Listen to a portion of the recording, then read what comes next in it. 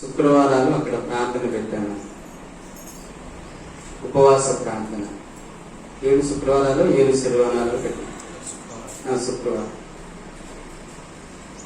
అప్పుడు దేవుడు అద్భుతమైన స్వస్థత ఆ బిడ్డకు ఇచ్చాడు. వీళ్ళందరూ నాకు పరిచయం అయ్యారు. అప్పుడు వాళ్ళకు నా ప్రార్థన నచ్చింది, వాళ్ళు ఇష్టపడ్డారు ప్రార్థనను. ఇక నంద్యాల ఆనందమునగర్ సంఘానికి రావడం ప్రారంభించారు. మరి కిషోరు కనీసం ఉద్యోగం కూడా రాలేదు, కానీ ఏదైనా నా అవసరతల గురించి వాట్సాప్లో కానీ ఫేస్బుక్లో కానీ పెడితే వెంటనే స్పందించి నా అకౌంట్కు డబ్బులు పంపించేవాడు. ప్రైజ్ లార్డ్, హల్లెలూయా. నిజంగా అటువంటి మనస్సు, అటువంటి ఆత్మ దేవుడు అనుగ్రహించినందుకు కిషోర్ను నేను ఎంతగానో అభినందిస్తున్నాను. కిషోర్ కొరకు కూడా నేను ఎక్కువగా ప్రార్థన చేస్తున్నాను. శశిధర్ కొరకు కూడా ప్రార్థన చేస్తున్నాను. శశిధర్ కూడా ఆకర్షించబడ్డాడు. ఈరోజు నేను తేలపూరి రాయపాడికి వస్తున్నానని చెప్పి తెలుసుకొని వాళ్ళు ఇక్కడికి రావడం జరిగింది. ప్రైజ్ లార్డ్, హల్లెలూయా. నిజంగా దేవుడు నన్ను ఎంతగా గణపరుస్తున్నాడు అని నేను సంతోషిస్తున్నాను. నిజంగా చాలా మంది మేలు పొందారు, కానీ కృతజ్ఞత లేని వారుగా ఉన్నారు చాలా మంది. కానీ వీళ్ళు కృతజ్ఞత చూపించినందుకు నేను ఎంతగానో ప్రభువును స్తుతిస్తున్నాను. హల్లెలూయా. మన ద్వారా ఈ వాక్యాలు నేర్చుకుని మన ద్వారా రక్షణ పొంది నన్నే దూషించి వెళ్ళిపోయిన వాళ్ళు చాలా మంది ఉన్నారు. నాకు దూరం అయిపోయిన వాళ్ళు చాలా మంది ఉన్నారు. అయితే దేవుని మహాకృప వలన మళ్ళా తేలపల్లి రాయపాడు సంఘాలకు దేవుడే నన్ను నడిపించాడు. ఎందుకంటే వేరే వాళ్ళని ఎవరిని కూడా నమ్మకూడదని తెలిసిపోయింది. ఇక మన పని మనమే చేయాలనేటువంటి భారంతో దేవుడు నడిపించాడు. అందుని బట్టి యేసయ్య నామమునకే మహిమ కలుగును గాక. ఈరోజు బాప్తిస్మముల గురించి కొన్ని మాటలు మనం ధ్యానం చేద్దాం. బైబిలు పరిశుద్ధ గ్రంథముల నుంచి అపోస్తలుల కార్యములు 2వ అధ్యాయము 36వ వచనం నుంచి 42వ వచనం వరకు చదువుతున్నాం. 36వ వచనం నుంచి 42వ వచనం వరకు చదువుదాం. మీరు సిలువ వేసిన ఈ యేసునే దేవుడు ప్రభువుగాను క్రీస్తుగాను నియమించెను. ఇది ఇశ్రాయేలు వంశమంతయు రూఢిగా తెలుసుకొనవలనని చెప్పాను. ప్రైజ్ ది లార్డ్, హల్లెలూయా. మళ్ళా చదువుదాం నాన్న, అలాగే ఉంచుకో. ప్రభునందు ప్రియులారా, యూదులు యేసుక్రీస్తును సిలువ వేసి చంపారు. కానీ అది వాళ్ళ వలన అయినది కాదు, అది దేవుని చిత్తం. మరణ శాసనం రాసిన వాడు జీవించుచుండగా అది చెల్లునా అని హెబ్రీ 9:16 రాయబడినట్టుగా మరణ శాసనం రాసిన దేవుడే మన కోసం మరణం ఉండడానికి భూమికి దిగి వచ్చాడు. చప్పట్లు కొట్టి దేవుని మరణ శాసనం ఎక్కడ రాశాడు? ఆదికాండం 2:15 ఈ వృక్ష ఫలమును మీరు తిను దినమున మీరు చచ్చెదరు. ఆ మరణ శాసనం రాసినందుకు, ఆజ్ఞ ఇచ్చినందుకు ఆయనే మరణం పొందాల్సిన అవసరం వచ్చిందండి. ఎందుకు మరణం పొందాలంటే ఆయన మరణం పొందకపోతే మనకు మరణము తప్పదు. ఏమిటి ఆ మరణం అంటే? అగ్నిగుండం, అగ్ని గంధకములు గల మండుగుండం, అగ్ని ఆరదు, పురుగు చావలు. అక్కడ వేదన, బాధ, శ్రమ, దప్పిక, కేకలుంటాయి. అది వేదనకరమైన స్థలం. అది యుగాయుగాలు కాల్చబడేటువంటి అగ్నిగుండం. అలాంటి మరణము నుండి మనల్ని తప్పించడానికి యేసుక్రీస్తే సిలువలో మన కోసం మరణం పొందాడు. Praise the Lord. హల్లెలూయా.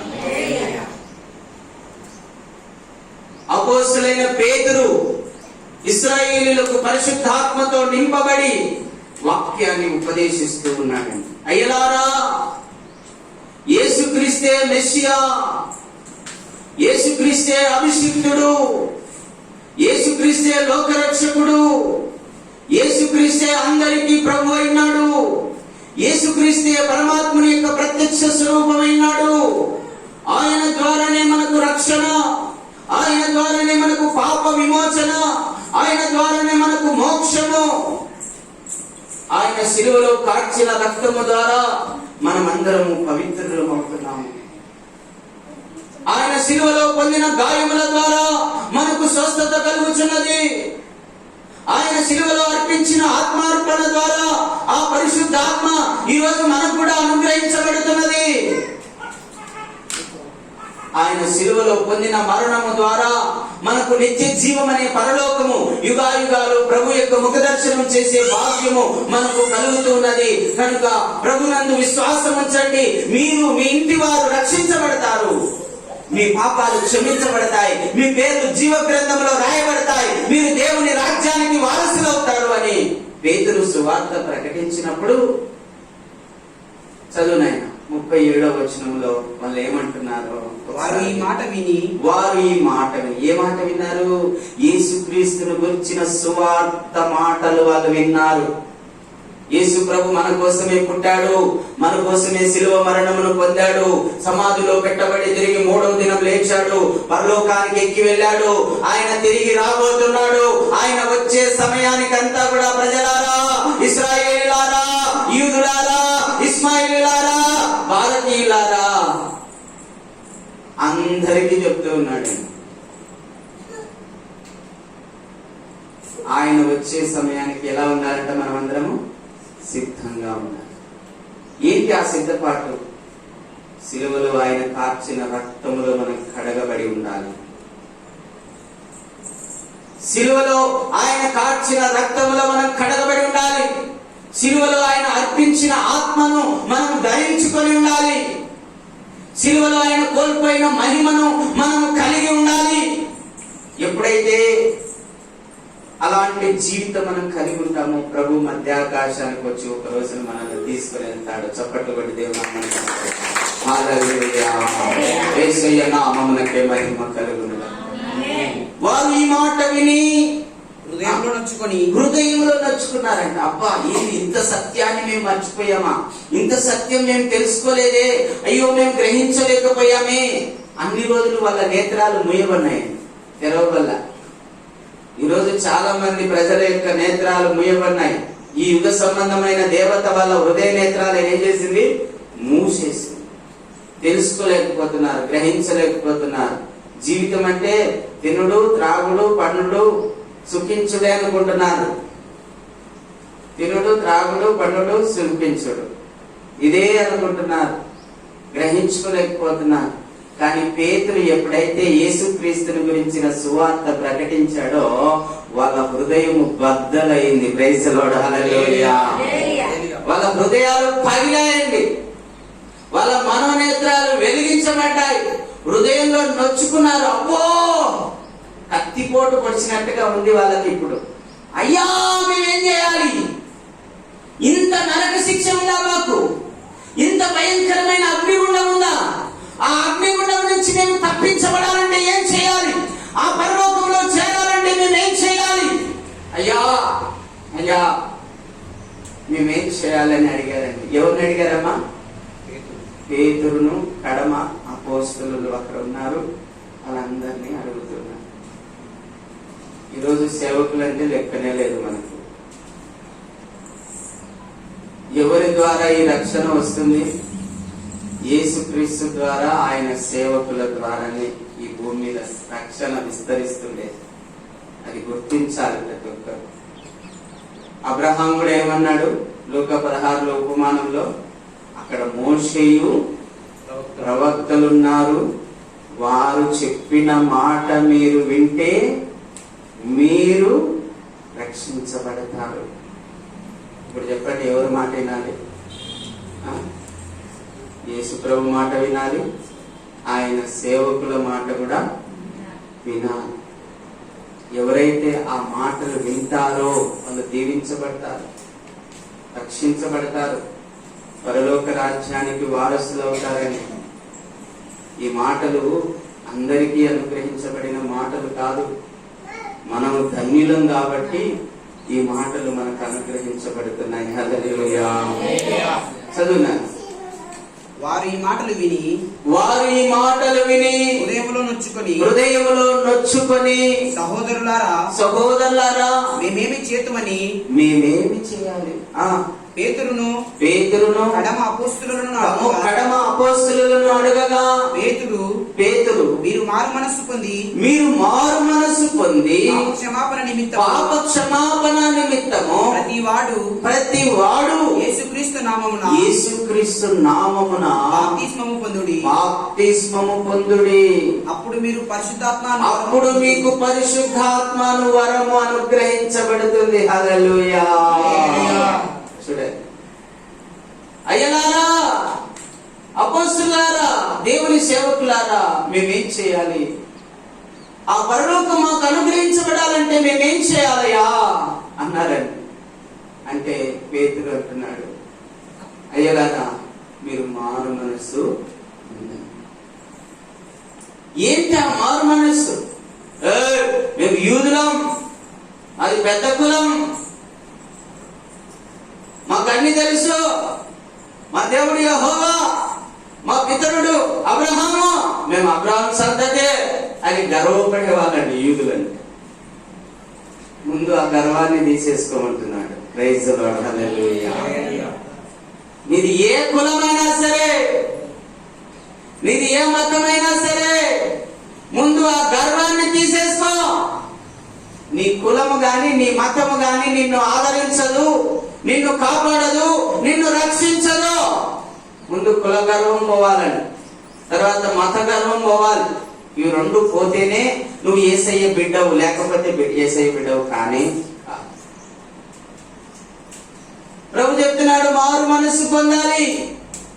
ఏంటి మారు మనసు? ప్రతి మానవుడు తాను పాపి అని గ్రహించాలని. ఏ భేదము లేదు, అందరూ పాపము చేసి దేవుడు అనుగ్రహించు మహిమను. అంటే అందరూ పాపంలో ఉన్నారు. అన్ని కులాలలో పాపంలోనే ఉన్నారు, అన్ని దేశాలలో పాపంలోనే ఉన్నారు. అది గ్రహించుకోవాలి ప్రతి మానవుడు. అయ్యో, నేను పాపంలో పుట్టిన వాడను, నేను పాపంలో జీవించుచున్నవాడను అన్న సంగతిని ప్రతి ఒక్కరూ గ్రహించుకోవాలి.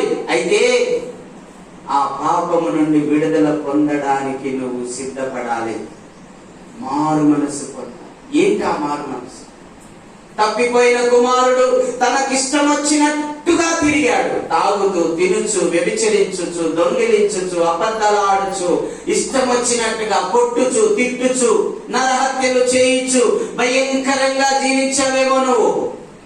అయితే ఈ రోజు ప్రభు చెప్తున్నాడు, నీ పాపమును విడిచి నా వైపు తిరుగు. హల్లెలూయా. తప్పిపోయిన కుమారుడు బుద్ధి తెచ్చుకొని ఏ విధంగా మళ్ళా తండ్రి దగ్గరికి తిరిగి వచ్చాడో, ఈ రోజు ఈ శబ్ద తరంగాల ద్వారా వింటున్న నీవు, సంఘంలో ఉన్న నీవు, నీ మనస్సు మార్చుకొని ప్రభు వైపు తిరిగిన ఎడల నువ్వు రక్షించబడతావు. అదేనండి మారు మనస్సు అంటే. మన పాపాన్ని విడిచి ప్రభు వైపు తిరగడమే మారు మనస్సు. మన కుల గర్వాన్ని, మత గర్వాన్ని విడిచి ప్రభు వైపు తిరగడమే మారు మనస్సు. చిన్న పిల్లల్లాగా మారిపోవడమే మారు మనస్సు. ఇన్ని రోజులు పాపాన్ని ప్రేమించాం, ఇప్పుడు ప్రభువును ప్రేమించాలి. ఎవరిని ప్రేమించాలి? కొంతమంది పాపం కోసమే ప్రభువును ప్రేమించే వాళ్ళు ఉన్నారు, సుఖభోగాల కోసమే ప్రభువును ప్రేమించే వాళ్ళు ఉన్నారు. అలా కాదండి. ప్రభు అంటాడు, నాకును సిరికిని మీరు దాసులుగా ఉండనే, క్రీస్తుకు బెలయాలకు మీరు దాసులుగా ఉండనే.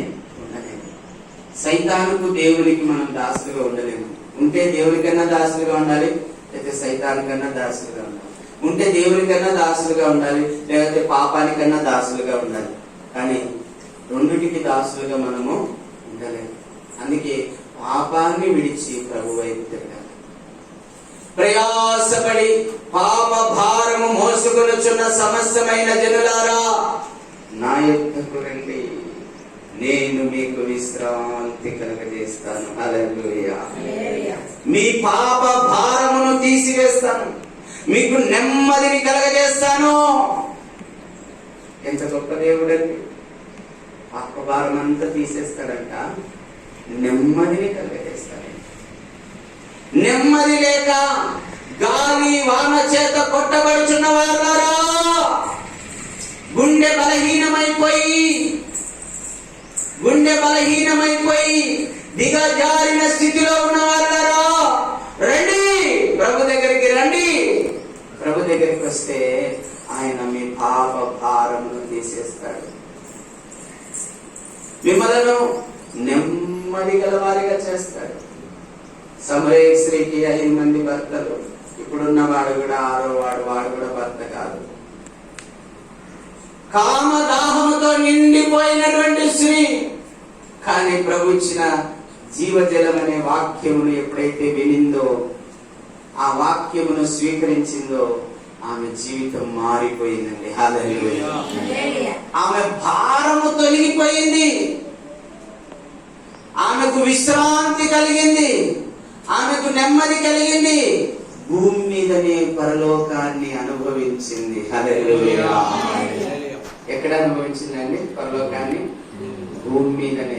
అవునండి, భూమి మీదనే పరలోకం ఉంది, భూమి మీదే పరలోక రాజ్యం ఉంది, భూమి మీదే దేవుని రాజ్యం ఉంది. ఆ రాజ్యములో మనం ప్రవేశించాలంటే ప్రభు దగ్గరికి రావాలి. హల్లెలూయా. ప్రభు దగ్గరికి రావాలి. మొట్టమొదటి ఏమంటున్నాడండి? తప్పిపోయిన కుమారులాగా మీరు మారు మనసు పొందాలి. సమరయ స్త్రీలాగా మీరు మారు మనసు పొందాలి. పాపాత్మురాలైన స్త్రీలాగా మీరు మారు మనసు పొందాలి. ప్రభు చెప్పాడండి పాపాత్మురాలైన స్త్రీతో, అమ్మా, నేను నిన్ను క్షమిస్తున్నాను, ఇక మీదట పాపము చేయకుము. గుడ్డివాంత అన్నాడు ప్రభు, అయ్యా అయ్యా, గుడ్డివాంత అంటున్నాడు యేసు ప్రభు వారు, అయ్యా, ఇక కీడు కలగకుండానట్లు పాపము చేయకు. పాపం వల్ల ఏమొస్తారంటమ్మా? కీడు వస్తుందండి. ఏమొస్తుంది? కీడు. ప్రభు ద్వారా క్షమించబడిన తర్వాత ఇక మనం పాపం చేయడానికి వీల్లేదు. అందుకే అక్కడ పేతురు చెప్తున్నాడు, మీరు మారు మనస్సు పొంది పాప క్షమాపణ నిమిత్తము బాప్తిస్మము పొందుడి. హల్లెలూయా. అర్థమవుతుందమ్మా మీకు? మారు మనసు పొందాలని, తప్పిపోయిన కుమారులాగా మనం కూడా తిరిగి రావాలి తండ్రి దగ్గరికి. సమరయ స్త్రీలాగా మనసు మార్చుకోవాలి, పాపాత్మురాలైన స్త్రీ ద్వారా లాగా మనసు మార్చుకోవాలి, ప్రభు వైపు తిరగాలి, ప్రభువును వెంబడించాలి, ప్రభు శిలువను ఎత్తుకోవాలి, ప్రభువును వెంబడించాలి. ప్రభు అంటున్నాడు, ఎవడైనను నన్ను వెంబడించగోరిన ఎడల తన్ను తాను ఉపేక్షించుకొని, అంటే నీవు అనేది ఉండకూడదు, మా వినాలి, నేను అనేది ఉండకూడదు, నా ఇష్టం అనేది ఉండకూడదు, నా ఇష్టం అనేది చచ్చిపోవాలి, అప్పుడే నువ్వు క్రీస్తులో బ్రతకగలుగుతావు. నా ఇష్టము అనేది పోవాలి, అప్పుడే నువ్వు క్రీస్తు చేత నడిపించబడతావు. ఈ పిల్లలు ఇద్దరు చెన్నూరు నుంచి ఇక్కడికి వచ్చారంటే ప్రభు ఆత్మతో నడిపించబడ్డారు. ఒకవేళ వాళ్ళ ఇష్టం ఉంటే ఇక్కడికి రాలేకపోతారు. వాళ్ళు ప్రభుకు సరెండర్ అయినారు కాబట్టి ఇంత దూరం వాళ్ళు రాగలిగినారు. హల్లెలూయా. ప్రభువుకు సరెండర్ అవ్వాలి, మనం ప్రభువుకు లొంగిపోవాలి. అదే మారు మనస్సు. ప్రభువుకు లొంగిపోవాలి, పూర్తిగా సరెండర్ అవ్వాలి, పూర్తిగా లీనమైపోవాలి. అక్కడ అంటున్నాడు పేతురు, పాప క్షమాపణ నిమిత్తము బాప్తిస్మము పొందుడి. బాగా వినాలి, ఏంటి పొందాలంట బాప్తిస్మము? పాప క్షమాపణ నిమిత్తము. యేసుక్రీస్తు నామములో బాప్తిస్మం ఇప్పుడు అనేక మంది పొందుతున్నప్పుడు వాళ్ళకి ఏం కలుగుతుంది? జన్మ పాపము, కర్మ పాపము అన్ని ఆ నీళ్ళల్లో కొట్టుకొని వెళ్ళిపోతున్నాయి. హల్లెలూయా. యేసు రక్తంలో అవి కొట్టుకొని పోతున్నాయి, యేసు వాక్యములో కొట్టుకొని పోతున్నాయి. నీటిని వాక్యముగాను రక్తముగాను మనము గుర్తించవచ్చు, ఎంచుకోవచ్చు. వాక్యము ద్వారా కొట్టుకొని పోతున్నాయి, రక్తము ద్వారా కొట్టుకొని పోతున్నాయి. ఆ ప్రభు నీతిని నెరవేర్చడం ద్వారా అవి కొట్టుకొని పోతున్నాయి. హల్లెలూయా. యోహాను బాప్తిస్మం ఇస్తున్నాడు యోర్దాను నదిలో. ఆయన గురించి ఏం రాయబడిందంటే, యేసుక్రీస్తు మార్గములు సరళం చేయడానికి ముందుగా పంపబడిన వాడు యోహాను. యోహానుతో దేవుడు ఒక మాట చెప్పాడు, నీ దగ్గరికి ఒక ఆయన వస్తాడు, ఆయన వచ్చి నీ ద్వారా బాప్తిసం తీసుకుంటాడు. తీసుకున్నప్పుడు పరలోకము నుండి పరిశుద్ధాత్మ పావుర ఆకారంలో ఆయన మీద దిగుతుంది. ఏ ఆకారంలో దిగుతుందంటమ్మా? పావుర ఆకారంలో దిగుతుంది. పావురం కాదు, మళ్ళీ పావురం అనుకోలేదు. మనం ఏమంటే అట్లా అనుకుని పావురం పెట్టించుకుంటుంటాము. కానీ ఆ ఆకారంలో ఎవరు వస్తారు అక్కడ? పరిశుద్ధాత్ముడు. పరిశుద్ధాత్మ దిగి వచ్చిన ఆయనే మెస్సియా, ఆయనే లోకరక్షకుడు, ఆయనే అభిషిక్తుడు, ఆయనే పరమాత్ముని యొక్క ప్రత్యక్ష స్వరూపం. హల్లెలూయా. యోహాను బాప్తిసం ఇచ్చినప్పుడు అందరూ వచ్చారు, జనాలందరూ వస్తున్నారు. యోహాను ఏమంటున్నాడంటే, కాలము సంపూర్ణమైంది, మారు మనసు పొంది పాప క్షమాపణ నిమిత్తము బాప్తిస్మము పొందండి. కాలము సంపూర్ణమైనది, పాప క్షమాపణ నిమిత్తము బాప్తిస్మము పొందండి అంటే జనాలు గుంపులుగా వచ్చినారు. ఎందుకంటే అందరు పాపలే కదా, పాపం పోగొట్టాలంటే ఈ గంగలు మునిగితే పోతుంది కదా అని వచ్చినారు. దీంట్లో మునిగితే పోతుంది కదా అని వచ్చినారు. అమ్మా, ప్రతి ఆచారము బైబిల్ నుంచి వచ్చినాయండి.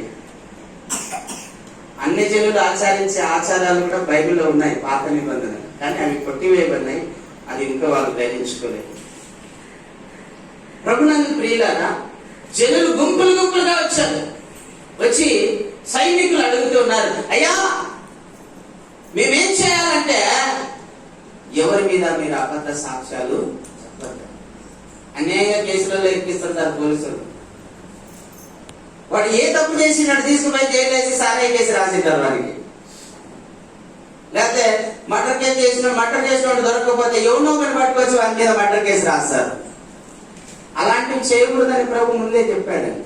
ప్రభు ఆత్మ, యోహానులో ప్రభు ఆత్మ ఉంది. ప్రభు ఆత్మ చెప్తూ ఉంది, ఎవడైనా ఆకలి ఉంటే సగ భాగం మీరు ఆకలించి పెట్టాలి. ఎవడైనా 2 అంగీలు కలిగి ఉంటే 1 అంగీ ఇవ్వాలి. ఇది యోహాను చెప్పినటువంటి బోధ. చెప్తూ అనేక మంది వచ్చి బాప్తిసం పొందడానికి వస్తే శాస్త్రులు పరిచయులను చూసి ఆయన అంటున్నాడండి, సర్ప సంతానమా, రాబో ఉగ్రత నుండి ఎవడు మిమ్మల్ని తప్పించగలడు? మారు మనసు లేకుండా వస్తున్నారు మీరు. అక్కడ బాప్తిసం తీసుకొని వస్తున్నారు, కానీ వాళ్ళు మారు మనసు లేదు. వాళ్ళు ఏదో ఆయన ఇస్తున్నాడు కదా, తీసుకొని పోదాంలే, పోతాయి కొన్ని పాపాలు అన్నా అనుకొని పోతుంది. కానీ ఎట్లా తీసుకోవాలంటే బాప్తిసం అంటే మారు మనసుతో తీసుకోవాలి. పూర్తిగా నేను ప్రభా, నేను నీకు సరెండర్ అవుతున్నాను, ఈ రోజు నుంచి నీ మార్గంలో నడుస్తాను, ఇంకా పాపం చేయను, నాకు ఈ లోకాశలు ఏమి వద్దు, నువ్వు ఏం చెప్తే అది చేస్తాను, నువ్వు ఎక్కడికి వెళ్ళమంటే అక్కడికి వెళ్తాను, ఏ ఉద్యోగం చేయమంటే ఆ ఉద్యోగం చేస్తాను, ఏ చదువు చదవమంటే ఆ చదువు చదువుతాను, ఎక్కడ కూర్చోమంటే అక్కడ కూర్చుంటాను, ఎక్కడ నించోమంటే అక్కడ నించుంటాను, నువ్వు ఏం చెప్తే అది చేస్తాను ప్రభా అని చెప్పాలి. కానీ నా ఇష్ట ప్రకారం జీవించడానికి ప్రభు దగ్గరికి రాకూడదండి. మన ఇష్ట ప్రకారం జీవించడానికి ప్రభు దగ్గరికి రాకూడదు. ప్రభు దగ్గరికి వచ్చేవాడు తను తాను ఉపేక్షించుకోవాలి.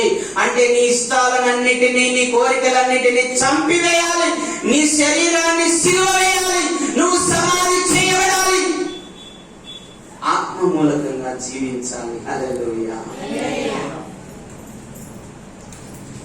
నికోదేముతో యేసు ప్రభు ఏమన్నాడు? ఒకడు నీటి మూలముగా గాని, ఒకడు నీటి మూలంగాను ఆత్మ మూలంగాను జన్మిస్తేనే గాను వాడు దేవుని రాజ్యంలో ప్రవేశింపలేడు. నీటి మూలంగా బాప్తిసము నీళ్ళలో తీసుకుంటున్నాం. నీటి మూలంగా వాక్యమును వినుట ద్వారా, విశ్వాసం ఉంచుట ద్వారా రక్షించబడుతున్నాం. ఆత్మ మూలంగా ప్రభు ఇచ్చిన ఆత్మ ద్వారా అనుగ్రహించబడుతుంది. అక్కడ రాయబడింది కదండి, పాప క్షమాపణ నిమిత్తం ఎవడైతే బాప్తిసం పొందుతాడో వానికి పరిశుద్ధాత్మ అంటే ప్రభు ఆత్మ వాళ్ళలోనికి వస్తుంది. హల్లెలూయా. ప్రభు ఆత్మ వాళ్ళలోకి వస్తుంది. అపోస్తలుల కార్యము 10వ అధ్యాయం 44వ వచనం నుంచి 48వ వచనం వరకు చూస్తే గినా పేతురు వాక్యాన్ని కొన్నేళ్ళ ఇంట్లో చెప్తున్నప్పుడు వాక్యమును విని అంగీకరించిన వారందరి మీదకి పరిశుద్ధాత్మ దిగి వచ్చింది. హల్లెలూయా. వాక్యం వింటున్నావా? నువ్వు అంగీకరించావా? ఆ సత్యాన్ని గ్రహించావా? అయితే పరిశుద్ధాత్మను నువ్వు ముందుగానే పొందుకుంటావు. ఆ తర్వాత పేతురు అంటున్నాడు, పరిశుద్ధాత్మను పొందిన వీరు బాప్తిసం పొందకుండా ఆటంకపరచడం ఎందుకు? వెంటనే బాప్తిసాలు ఇవ్వండి అన్నాడు. హల్లెలూయా. నా జీవితంలో కూడా నాకు అలా జరిగిందండి. ముందు పరిశుద్ధాత్మను పొందుకున్నాను, తర్వాత బాప్తిసం తీసుకున్నాను. కొంతమంది బాప్తిసం తీసుకున్నాక ఆ క్షణంలోనే పరిశుద్ధాత్మ వాళ్ళ మీదకి దిగి రావడం నేను చూశానండి. నేను ఇచ్చిన బాప్తిసాలు ఇచ్చిన వాళ్ళు. Praise the Lord. హల్లెలూయా. యేసయ్య నామమునకే మహిమ కలుగును గాక. యేసు ప్రభు కూడా బాప్తిసం పొందిన వెంటనే పరిశుద్ధాత్మ వాళ్ళ మీదకి దిగి వచ్చి ఆయన మీదకి దిగి వచ్చినట్టుగా మనం చూస్తూ ఉన్నాము. మత్తయి 3లో, లూకా 3లో. కాబట్టి ప్రభునందు ప్రియులారా, బాప్తిసం అనేది పెళ్లి కోసం కాదండి. బాప్తిసం అనేది బైబిల్ కోసం కాదండి. బాప్తిసం అనేది సంఘంలో ఏదో చేర్చబడ్డానికి కాదండి. పాప క్షమాపణ కోసం, దైవరాజ్య ప్రవేశం కొరకు మనం బాప్తిసం పొందాలి. చదువునాయి 38, 39 వచనాలు చదువు. ఈ వాగ్దానము మీకును మీ పిల్లలకును 38 నుంచి చదువునాయి మళ్ళొకసారి. పేతురు మీరు మారు మనసు పొంది పాప క్షమాపణ నిమిత్తము ప్రతివాడు యేసుక్రీస్తు నామమున బాప్తిస్మము పొందుడి. అప్పుడు మీరు పరిశుద్ధాత్మను వరమును పొందుదురు. హల్లెలూయా. 39. ఈ వాగ్దానము మీకును మీ పిల్లలకును దూరస్తులందరికీ అనగా ప్రభువైన మన దేవుని తన యొద్దకు పిలిచిన వారందరికీ చెందునని వారితో చెప్పండి. బాప్తిస్మం అనేది మీకు, మీ పిల్లలకు, దూరస్తులకు, గ్రీకు దేశస్తులకు, హెలెనీయులకు, యూదులకు, ఇస్మాయిలీలకు అందరికీ అవసరమేనండి. ప్రపంచంలో ఉన్న ప్రతి మానవుడికి అవసరమే. ఎందుకంటే బాప్తిస్మం పొందకుండా నీకు రక్షణ దొరకదు. మార్క్స్ వార్త 16వ అధ్యాయం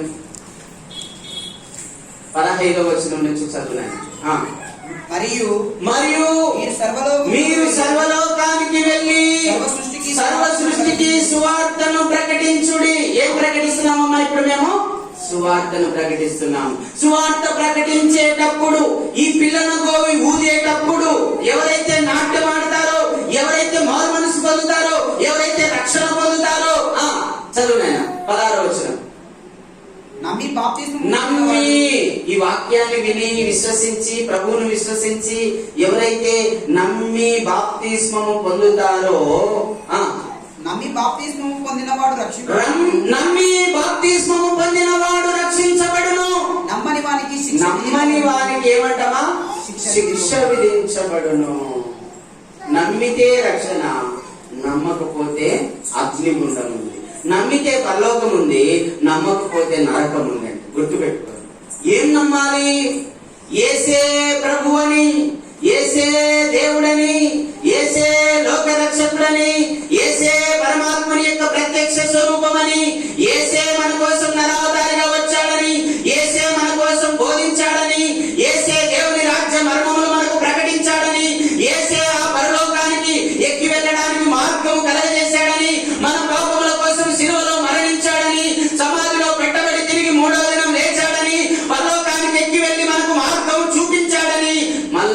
వచ్చి మనల్ని తీసుకొని పోతాడని నమ్మాలి. హల్లెలూయా.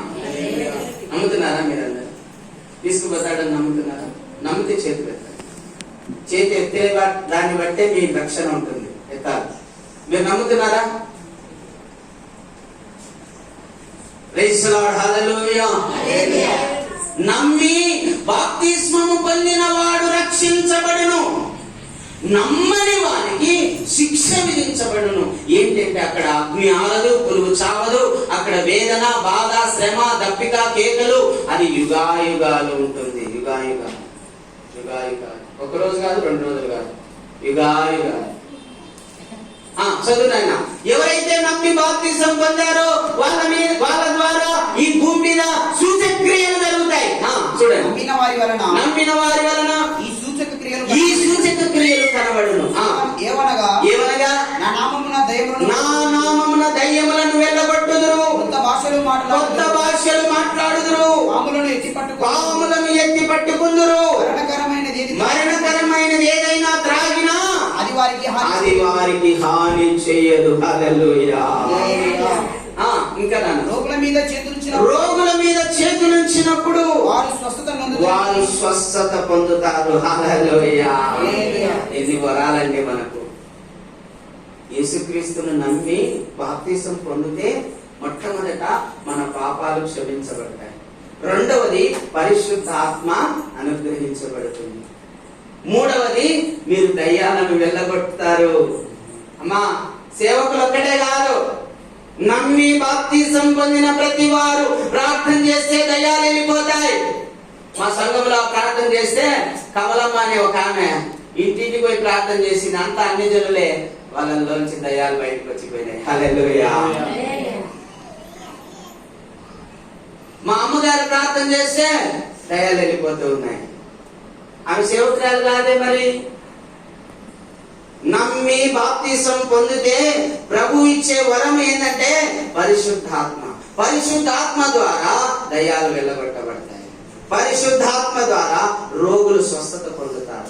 పరిశుద్ధాత్మ ద్వారా నువ్వు విషకరమైనది ఏదైనా త్రాగినాది నీకు హాని చేయదు. హల్లెలూయా. విషయం ఏం చేసుకోలేదండి. ఎందుకంటే నీలో ఉన్నవాడు గొప్పవాడు. నీలో ఆత్మ ఉంటుంది, నీలో పరిశుద్ధ ఆత్మ ఉంటుంది. 1 కొరింథీ 12:1 రాయబడింది అండి, ఎవరైతే యేసు ప్రభు అని విశ్వసిస్తారో వాళ్ళలో పరిశుద్ధాత్మ ముద్ర వేయబడి ఉంటుంది. ఎఫెసీ 1:13 రాయబడిందండి, యేసు వాక్యమును ఎవరైతే విని అంగీకరిస్తారో వాళ్ళు పరిశుద్ధాత్మ చేత ముద్ర వేయబడతారు. హల్లెలూయా. యేసు వాక్యమును వింటున్న మీరు ధన్యులు. యేసు నామములో మీరు బాప్తిసం పొందిన మీరు ధన్యులు. పరిశుద్ధాత్మ మీలో ఉంది. మీ ద్వారా ఈ భూమి మీద అద్భుతాలు చేయాలనుకుంటున్నాడు దేవుడు. హల్లెలూయా. అపోస్తలులు యేసుక్రీస్తును నమ్మి బాప్తిసం తీసుకున్న తర్వాత వాళ్ళకు పరిశుద్ధాత్మ అనుగ్రహించబడింది. పరిశుద్ధాత్మ అనుగ్రహించబడిన తర్వాత ఇద్దరిద్దరు గ్రామాల్లోకి వెళ్ళారు. గ్రామాల్లోకి వెళ్ళి ప్రార్థన చేస్తుంటే దయ్యాలు వెళ్ళిపోతున్నాయంట, రోగులు స్వస్థత పొందుతున్నారంట. పేతురు ఇట్లా వీధిలో నడుస్తుంటే నీడ తగిలి బాగైపోతున్నారంట అండి. Praise the Lord. హల్లెలూయా. దైవ సేవకుల నీడ తగిలి అనేక మంది బాగుపడ్డారండి. ఎంత గొప్ప వరం అండి మనకు. కానీ బాప్తిసం పొందడానికి నిర్లక్ష్యం చేస్తుంటారు చాలా మంది. కులమని, మతమని ప్రభు నమ్ముకొని బాప్తిసం తీసుకుంటే అంత కరెక్ట్ గా ఏడ ఉండగలుగుతాం మనము? కరెక్ట్ గా నువ్వు ఉండలేవు, ప్రభు నీలో ఉండి ఉంచుతాడు. హల్లెలూయా. హల్లెలూయా. ప్రభువే నిన్ను నడిపిస్తాడు, సత్యంలోకి నడిపిస్తాడు, సర్వసత్యంలోకి నడిపిస్తాడు. వాక్యాన్ని నీకు జ్ఞాపకం చేస్తాడు. ప్రభు ఆత్మ నీలో ఉండి ఆ వాక్యము చేత నిన్ను నడిపిస్తాడు. పేతురు అంటున్నాడండి, మీరు మళ్ళా చదువుకోండి ఇంట్లో. పేతురు అంటున్నాడు, మీరు మారు మనసు పొందాలి, పాప క్షమాపణ నిమిత్తం బాప్తిస్మం పొందాలి. అప్పుడు పరిశుద్ధాత్మను వరం మీకు అనుగ్రహించబడుతుంది. పరిశుద్ధాత్మ మీలోనికి వచ్చినప్పుడు మీలో సూచక్రియలు, మహత్కార్యాలు, అద్భుత కార్యాలు, సూచక్రియలు, దయ్యాలు వెళ్ళగొట్టబడ్డము, రోగులు స్వస్థత పొందడం, ఇలాంటి కార్యాలు జరుగుతాయి. కృపావరాలు, ఆత్మఫలాలు మీలోకి వస్తాయి. కృపావరాలు వస్తాయి, ఆత్మఫలాలు కూడా మీలోకి వస్తాయి. తెలుసు కదా మీకు కృపావరాలు. తెలుసు కదమ్మా, జ్ఞానవాక్యము, బుద్ధివాక్యము, అద్భుత కార్యములు చేయి శక్తి, జ్ఞాన వివేచన, ఆత్మవరము, అమ్మా తెలుసు కదా, స్వస్థత వరము, దయ్యాలు వెలువట్టే అధికారము, ఇంకా ప్రవచించే వరము, అన్య భాషల వరము, అన్య భాషలకు అర్థం చెప్పే వరము, ఇవన్నీ కూడా కృపావరాలు. ఆత్మఫలాలు తెలుసు కదా, ప్రేమ, సంతోషము, సమాధానము, దీర్ఘశాంతము, సాత్వికము, మంచితనము, విశ్వాసము, దయాలుత్వము, ఆశా నిగ్రహము, ఇవి ఆత్మఫలాలు. ఈ ఆత్మఫలాలు పరిశుద్ధాత్మ ద్వారా మీకు అనుగ్రహించబడతాయి. కృపావరాలు ఈ పరిశుద్ధాత్మ ద్వారా మీకు అనుగ్రహించబడతాయి. నేను కూడా నమ్మి బాప్తిసం పొందడం వల్లే అవన్నీ నాకు వచ్చాయి. మీరు కూడా పొంది దాన్ని విశ్వసిస్తే, ఆ వాక్యాన్ని విని అంగీకరిస్తే మీకు కూడా కృపావరాలు, ఆత్మఫలాలు మీలో కూడా ఉన్నాయి. అవి మీలో పనిచేస్తాయి. హల్లెలూయా. నమ్మాలి, వినాలి, అంగీకరించాలి, నమ్మాలి, దాన్ని విశ్వసించి చేయాలి. అప్పుడు ఫలితాన్ని మీరు చూస్తారు. హల్లెలూయా, హల్లెలూయా. అయితే ఇంకో మాట అంటున్నాడు, మూర్ఖులకు ఈ తరం వారికి మీరు వేరై జీవించాలి. ఏమంటున్నాడంటే, మూర్ఖులకు ఈ తరం వారికి వేరై మీరు రక్షణ పొందాలి. తర్వాత ఏమంటున్నాడంటే, మీరు ప్రతిరోజు పరిశుద్ధులతో సహవాసము, పాపులతోనా పరిశుద్ధులతో? పాపులతో సహవాసం చేస్తే నువ్వు కూడా పాపిగా మారిపోతావు. పరిశుద్ధులతో సహవాసం చేస్తే పరిశుద్ధురాలిగా మారిపోతావు. కాబట్టి పరిశుద్ధుల సహవాసంలో నువ్వు ఉండాలి. అంటే సంఘంలో ఉండాలి. సంఘంలో ఉండాలి. ఈ సంఘంలో ఉండాలి. క్రీస్తు సంఘంలో ఉండాలి. పరిశుద్ధుల సంఘంలో ఉండాలి. తర్వాత సహవాసంలో ఉండాలి. తర్వాత ప్రార్థనలో ఉండాలి. ఎక్కడ ఉండాలమ్మా? ప్రార్థన లేకపోతే నువ్వు చల్లారిపోతావు. ప్రార్థన లేకపోతే దేవుడికి దూరం అయిపోతావు. ప్రార్థన లేకపోతే నీలో ఉన్న ఆత్మ ఆరిపోతుంది. ప్రార్థన లేకపోతే నీ దీపము ఆరిపోతుంది. కాబట్టి ప్రార్థన ఉండాలి. ఎడతెగక ప్రార్థన అంట, మామూలు ప్రార్థన కాదు. Continuation prayer. 24 గంటలు కూర్చున్నా, నడుస్తున్నా, పని చేస్తున్నా, పొలంలో ఉన్నా, ఇంట్లో ఉన్నా, వంట చేస్తున్నా, ఏం చేస్తున్నా నువ్వు ప్రార్థన అనేది ఒక పక్క జరుగుతూనే ఉండాలంట. తర్వాత ప్రభు శరీరంలో, ప్రభు రక్తంలో పాలు పంచుకోవాలి. ఏమిటో పాలు పంచుకోవాలమ్మా? ప్రభు శరీరంలో, ప్రభు రక్తంలో. రొట్టె విరుచుట ఎందును అని రాయబడింది. రొట్టె విరుచడం అంటే ప్రభు శరీరమును, ప్రభు రక్తమును సేవించడం. నా శరీరమును తిని నా రక్తము త్రాగువాడే నిత్య జీవము. నిత్య జీవం కావాలంటే ఆయన శరీరంలో పాలు పంచుకోవాలి, ఆయన రక్తంలో పాలు పంచుకోవాలి, ఆయన ఆత్మలో పాలు పంచుకోవాలి, ఆయన జీవంలో పాలు పంచుకోవాలి, ఆయన మహిమలో పాలు పంచుకోవాలి. ఆయన వలె మనం మారాలి, ఆయన స్వరూపంలోకి రావాలి, ఆయన మూర్తిమంతంలోకి రావాలి, ఆయన గుణలక్షణాలు మనలోకి రావాలి. ఆయనలాగా మనం కూడా ఒక రోజున సమాధిని జయించి పరలోకానికి ఎక్కి వెళ్తాం. చప్పట్లు కొడితే ఉన్నాం మనకి. హల్లెలూయా, హల్లెలూయా, హల్లెలూయా. అమ్మా, అపోస్తుల బోధ వినాలి.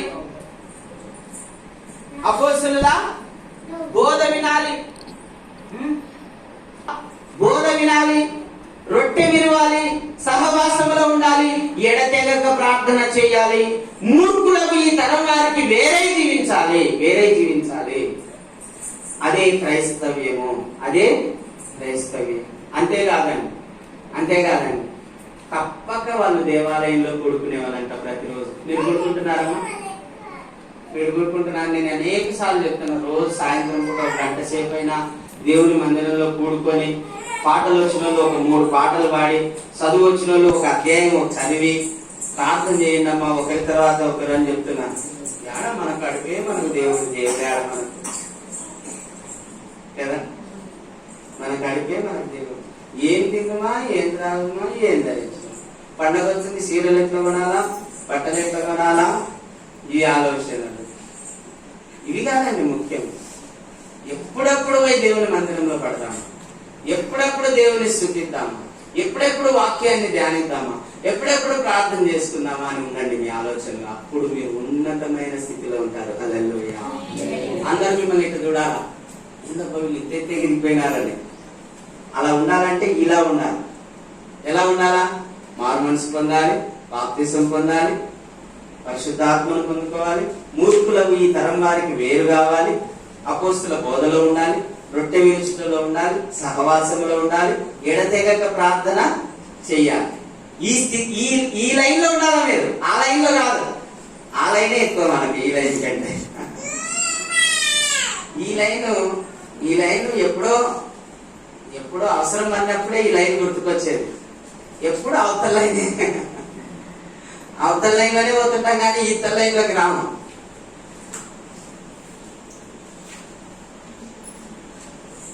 ఆలోచించాలి ప్రతి ఒక్కరు కూడా. ఇది దేవుడు మన కోసం ఏర్పాటు చేసిన మార్గం. ఈ మార్గంలో ఎప్పుడైతే మనం నడుస్తామో అప్పుడు మనం పరలోక రాజ్యానికి వారసులమవుతాం. బాప్తిసం అనగా దేవుని నీతిని నెరవేర్చడం. బాగా వినండి అమ్మా, కొన్ని మాటలు చెప్తాను, నేను ముగిస్తాను. బాప్తిసం అనగా దేవుని నీతిని నెరవేర్చడం. బాప్తిస్మము అనగా ముంచబడుట, అంటే దేవుల్లో లీనమైపోవాలి, దేవుల్లో ఐక్యమైపోవాలి, దేవుడు నువ్వు ఒక్కటైపోవాలి. దాన్ని బాప్తిస్మం అంటారు. బాప్తిస్మం అంటే ముంచబడుట. యేసయ్య రక్తంలో ముంచబడాలి, అప్పుడు పరిశుద్ధులు అవుతావు. వాక్యములో ముంచబడాలి, అప్పుడు జీవం వస్తుంది నీకు. వాక్యంలో ముంచబడితే జీవం వస్తుంది, రక్తంలో ముంచబడితే పరిశుద్ధత వస్తుంది. పరిశుద్ధాత్మలో ఉంచబడాలి. పరిశుద్ధాత్మలో ఉంచబడితే నీలో కృపావరాలు, ఆత్మ ఫలాలు అవి ఫలిస్తాయండి. ఎన్ని వరాలు ఉన్నాయండి! ఇంత మంచి జీవితం ఇయ్యగల దేవుడు ఎవరు లేరు. ఇంత మంచి జీవితం నాకు ఇచ్చు దేవుడు ఉన్నాడని నేను ఎరుగక ఎన్నో ఏళ్ళు వ్యర్థమైపోయాను. యేసయ్యా ఇంత మంచి దేవుడని ఎరుగక ఎన్నో ఏళ్ళు వ్యర్థమైపోయాను. యేసయ్యా ఇంత మంచి దేవుడని ఎరుగక ఇంత మంచి జీవితం నాకు ఇచ్చు దేవుడు ఉన్నాడని